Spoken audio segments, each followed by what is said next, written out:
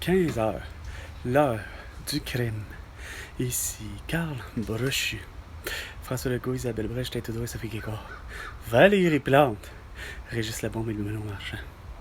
Voici que toi, Valérie Plante, ainsi que Marois Ritski, ainsi que d'autres personnes, ainsi que André Laforêt, font ton éloge pour tes quelques années à la mairie de Montréal. J'arrive pas à comprendre que le résumé de ta légère carrière à la mairie de Montréal font autant d'éloges.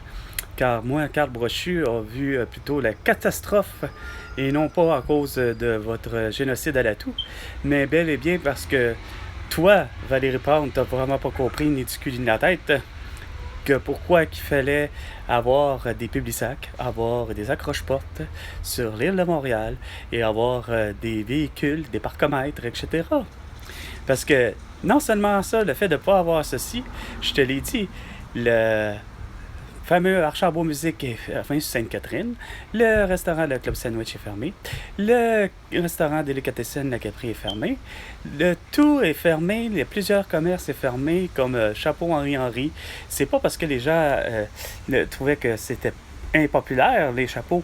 Non, c'est juste parce que tout simplement, toi, Valérie Plante, ainsi que ton parti politique, ainsi que Bruno Marchand, ainsi que Régis Labombe, ayant la même petite vision de la vie insignifiante, comme de fait de voir, en plus de fermer les calèches, ne plus avoir de calèches au Vieux-Port de Montréal, ça fait en sorte que tout est fermé. Hein? C'est la conséquence de ça, c'est le cinéma Béré est fermé, le cinéma parisien est fermé.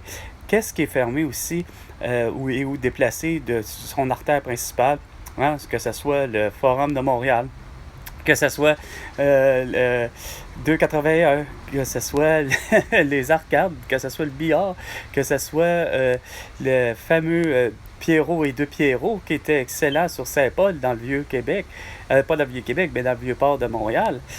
Tout ça là est fermé, tout ça était des institutions. Puis pourquoi que ça n'existe plus? C'est pas par impopularité, comme je dis, c'est juste par ta putain de mauvaise gestion et des prises de décision à la con. Le fait de faire en sorte que tu veux plutôt avoir des projets immobiliers dans un endroit où ce que ça devrait être des serres, ou encore d'avoir des forêts, revenir avec un parc. Hein? Ton hippodrome Blue Bonnet, ça aurait dû, dans le fond, continuer de servir à faire des courses, mais non.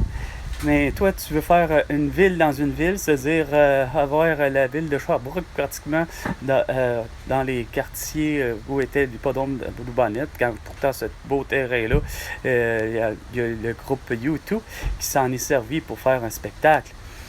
Mais vous méritez aucun éloge, au contraire, vous méritez la prison, parce que, en plus d'engendrer un génocide à l'atout avec votre séquestration du vendredi 13 mars 2020, le port de masque que Simon Jallet-Barrette avec Marois Ritski, Dominique Anglade et Geneviève Guilbeault ont concocté pour avoir une belle amende de 1500 $ si toute personne n'en porte pas de masque. Vous êtes coupable et vous avez d'affaires à être mis en prison puis mis en arrestation, puis mis en prison, puis être reconnu coupable par des juges. Mais non, c'est sûr, quand les juges et les avocats, à part l'avocate Gloriane Blais, l'avocat Guy Bertrand, ainsi que l'avocat de France, Fabrice Divisio, en ont vu la vraie réponse et la vraie vérité, comme de quoi que les mesures sanitaires étaient inefficaces, meurtrières et liberticides. Hein? C'est qu'eux autres qui ont la vérité absolue. Puis vous êtes les idiots du village à avoir engendré de négligence criminelle un génocide à l'atout. Il y a 20 700 personnes de décédées de l'atout. 75% de ces gens-là ont porté un masque et ou ont été vaccinés. Sur ce, c'était 15 heures l'heure du crime. Et François Legault, tu me dois 100 milliards de dollars pour toutes tes conneries. À la prochaine chicane, François Legault.